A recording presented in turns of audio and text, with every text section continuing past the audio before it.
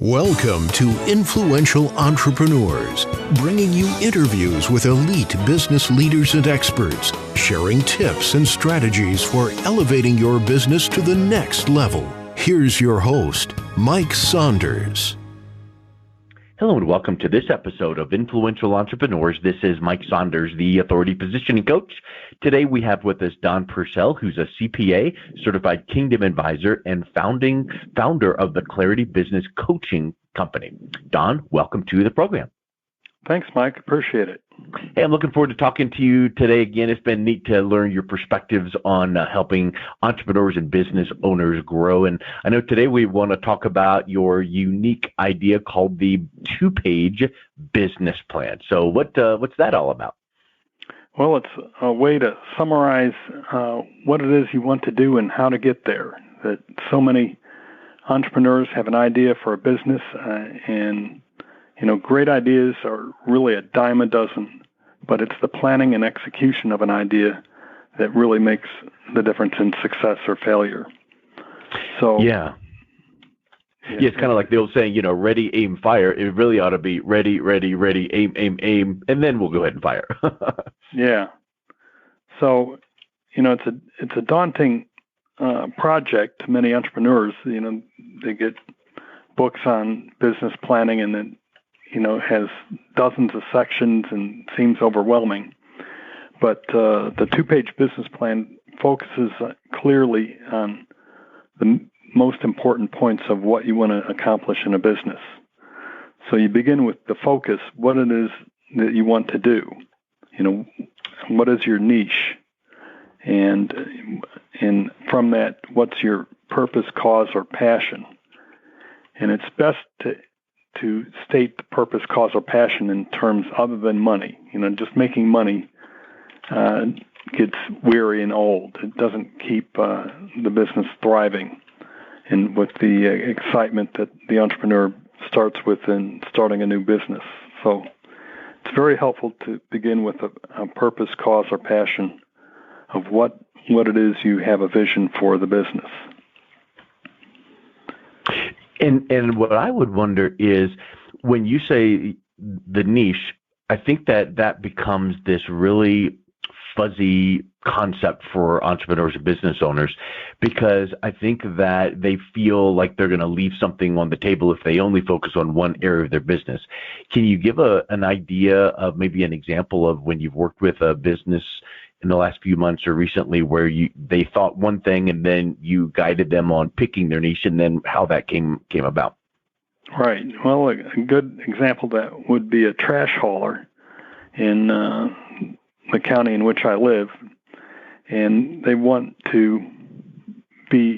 started out wanting to haul trash for anybody in the county. But that soon became realize that's going to be unprofitable because you may have a couple of stops on the east side of the county and the rest of your stops on the west side. So, the trash hauler had to scope down their service area in their target market. And the target market includes the geographics, the demographics, and the psychographics.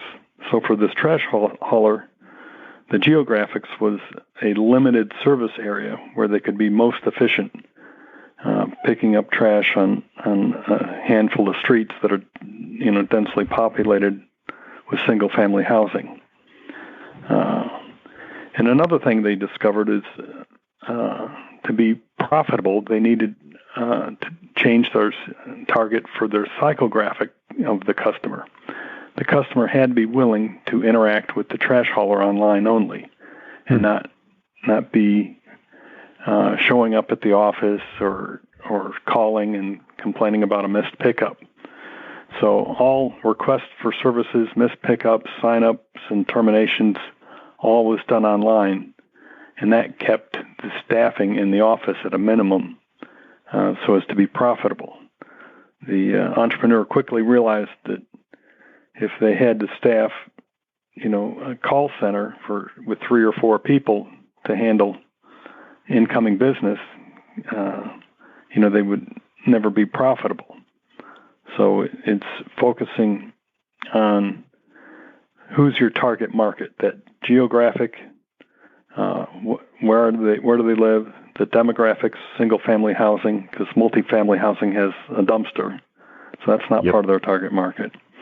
And the psychographics, that online only with little or no phone contact, and that triggered, well, we better have a great website if we're going to be online only. And you compare that to, say, a different type of business, a dental tool manufacturer, where they're geographic, they may say just the Southeast United States, but they may take business from elsewhere that falls in their lap, but they're not going to spend marketing dollars outside their geographic core. So it's different for each type of business. The trash hauler had to exclude people outside their service area, whereas the dental tool manufacturer would focus on a geographic area, but would take business elsewhere if they could ship their product by UPS or other carriers. Now, the interesting thing about the trash hauler example is I would suspect that they probably got some pushback with, well, we are used to doing it this way, or we want to come in the office, or we don't want to only do it. And the tendency may be, well, we want to please our customers. But in reality, if you evaluate the percentage of people that you would accommodate with maintaining the old ways and increasing your cost, that doesn't close the gap in the profitability, right? Exactly. And that was a tough decision to make because the owner wanted to serve all people. Their passion was to do trash better than anyone else.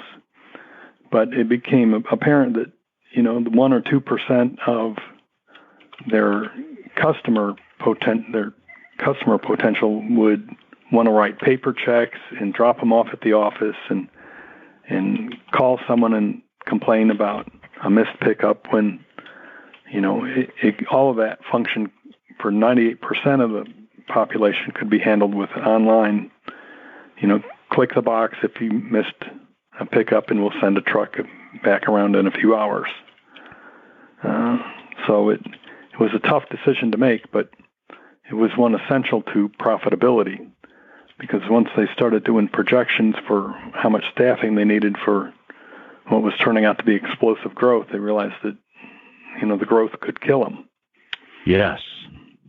Yeah, I mean, it's very similar to, I'm sure we've mentioned this before, or people can relate to this. You see on, business shows or Shark Tank, hey, we did $1 million in revenue, yahoo! But when the dust settles, we did 1.2 million in expenses. And so really that $1 million in revenue sounds good, but it really wasn't. So yes, you need to accommodate your clients, but you need to accommodate the best and most targeted niche clients that are going to take your business to where you want it to go, streamlining operations, increasing profitability, and then serving those people, beyond, making them raving fans, not just happy customers. Right.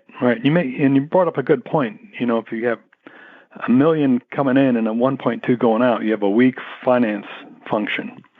And every business has at least 3 core functions, one being finance, one being operations, and one being sales. So if you have a weak finance operation, you're going to be losing money. If you have a weak operations, you're going to be in great sales and great finance. You're going to be getting a lot of new customers up in the front door and losing them out the back because they're serviced poorly. And if you have a weak sales and strong operations and strong finance, you have a lot of people sitting around waiting for sales to generate revenue. So you have to be strong in all 3. And from those 3 core functions, you build out your organizational chart, but it's an org chart on steroids, because you're going to identify roles and responsibilities for each position on the chart. What it is they're going to be doing, what are they responsible for, what they're not going to be responsible for, and then identify the position and then hire for that skill set where you've identified the roles and responsibilities, as opposed to bringing in a head bookkeeper when you really need a general manager. Yeah. Until you grow to the point where you can take that general manager who is going to have general knowledge of the bookkeeping and then bring, revenues hit a certain point. Now we need to bring that bookkeeper in to then take a little bit off of the general manager's plate. Yeah, and your org chart is going to evolve probably every 3 months or so as you grow and fill new spots and need and have more volume to handle. It's going to change the roles and responsibilities of each position. Do you feel like quarterly is a good frequency to evaluate that org chart, or is it going to be based on each company is going to be different? Well, it should be at least quarterly. If you're enjoying rapid growth, it may need to evolve every few weeks.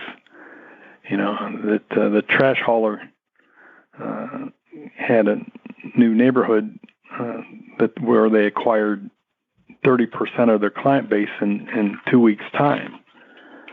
So that sort of rapid growth called for, a lot of new help, but needed to hire for the right help and not just warm bodies. Yeah.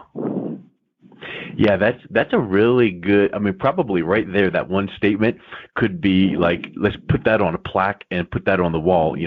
Hiring for the right, help, the right position is so critical because, just a warm body to check the box and fill the position, that might do fine for a short period of time. But are they the right person? Are they, like for instance, are they a neuroscientist and they just need a quick job? So they're going to take that job as a trash hauler in the example. And, okay, great. I filled that position, but the neuroscientist is looking for something else. So it's going to be temporary. Well, that's not going to do your organization much good for the long haul. Right. Exactly. And we have something we call right people, right seat. And that the right people are ones that fit your culture, because some businesses have a family atmosphere and they run the business like a family. Others are more autocratic and command and control, and you better hit your numbers or you're going to be out of here.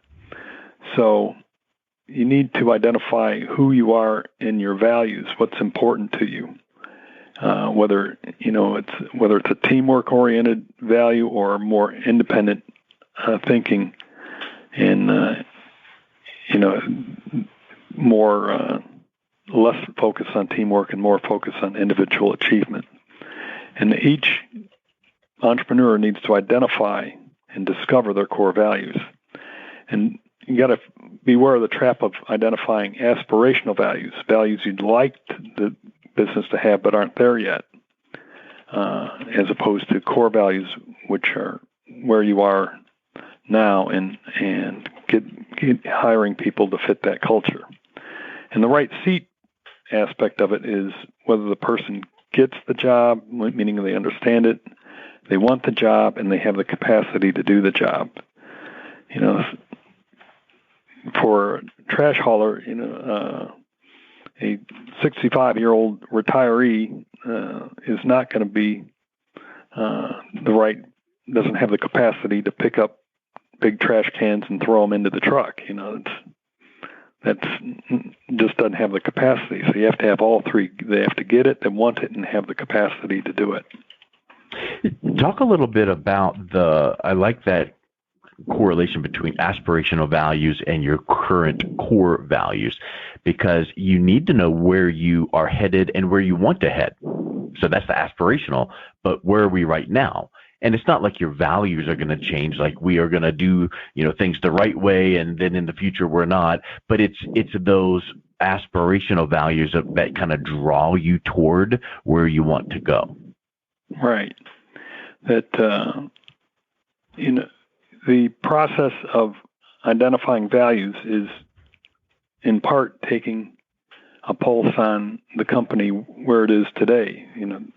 Who are your best performers and what are the attributes they have? And as you go down the list of who's in the company, the attributes that are most common are going to be your core values. They may not be your aspirational values, but it's where you are today. So it's more of discovery than it is invention. Yes, it's almost like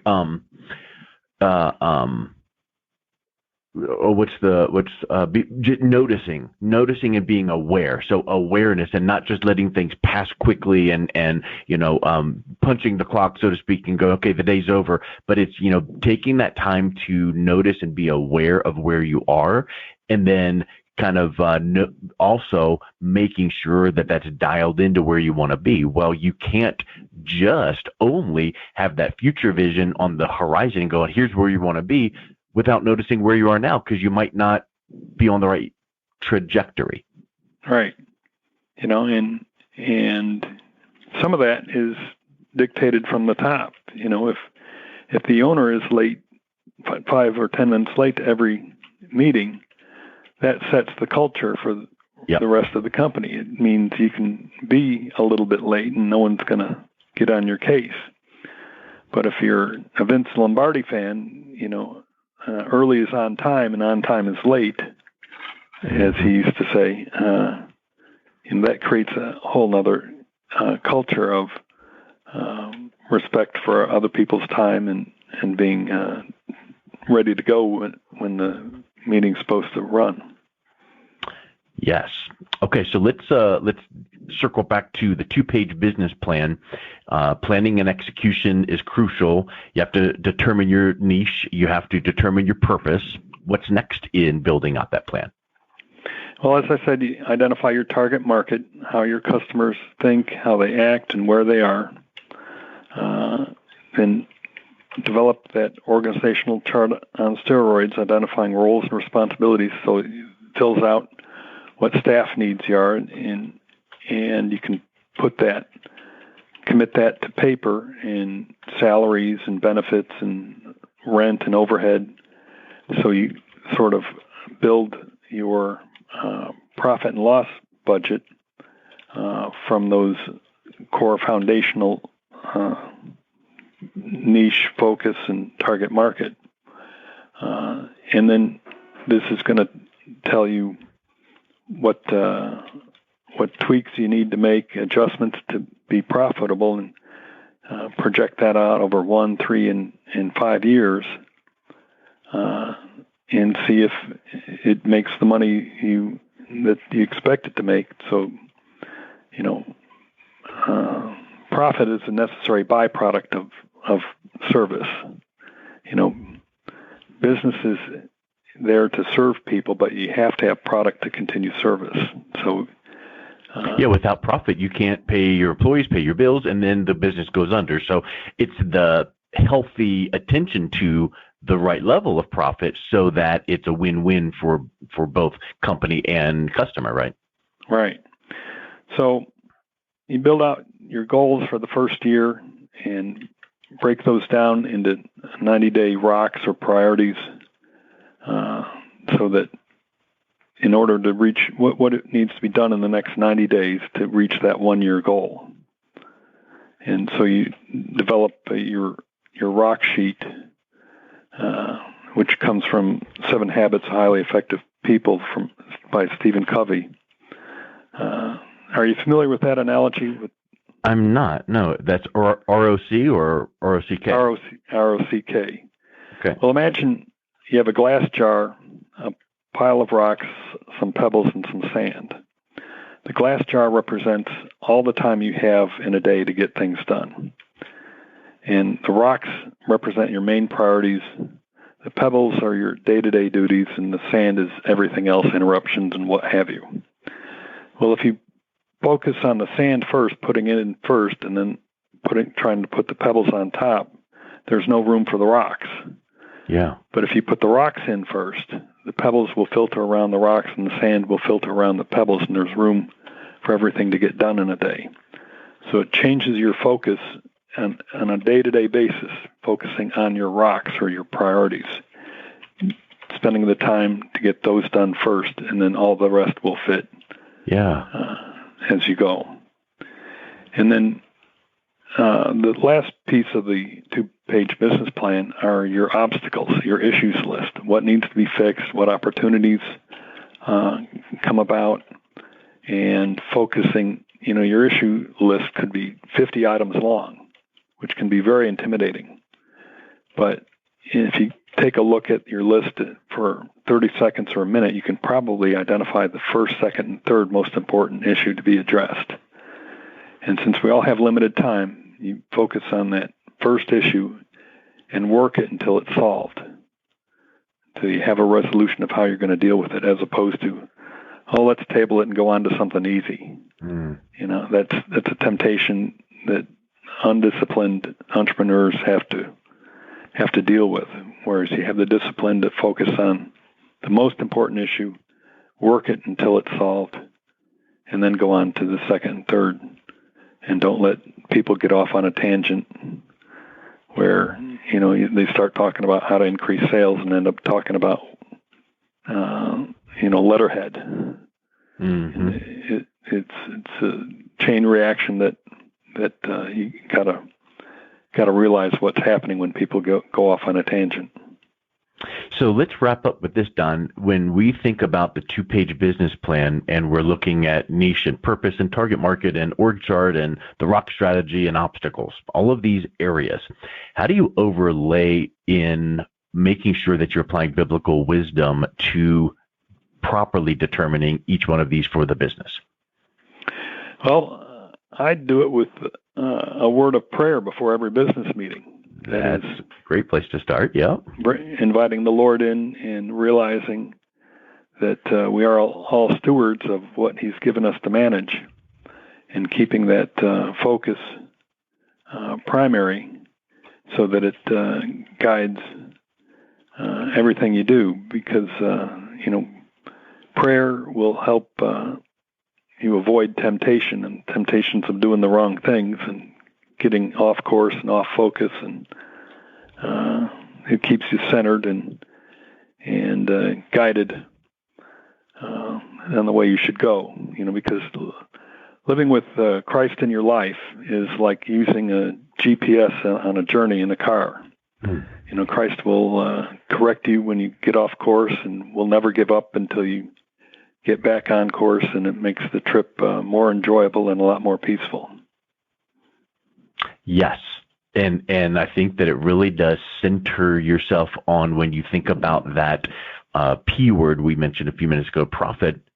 While a business has to have profit to operate and continue and serve the community and serve the employees, how much profit is good, and what's the purpose of the profit, and can the profit be then redirected and apportioned out for kingdom-focused activities? And like you said, starting off major decisions or weekly or daily meetings in prayer really does keep that focus pointed in the right direction. So true. Well, I think that's been really neat, Don. I really have appreciated this nice, clear, concise 2-page business plan. What's the best way someone interested in maybe seeing how that could help their business, how can they reach out and connect with you? I'll go to my website, cbizcoach.co. That's the letter C, BIZCOACH.co. And you can schedule a no-cost, no-obligation appointment there on the website, and be happy to talk with anyone how I might be able to serve them. Excellent. Thank you so much for coming on today, Don. It was a real pleasure talking with you. Thanks, Mike. You've been listening to Influential Entrepreneurs with Mike Saunders. To learn more about the resources mentioned on today's show or listen to past episodes, visit www.influentialentrepreneurssradio.com.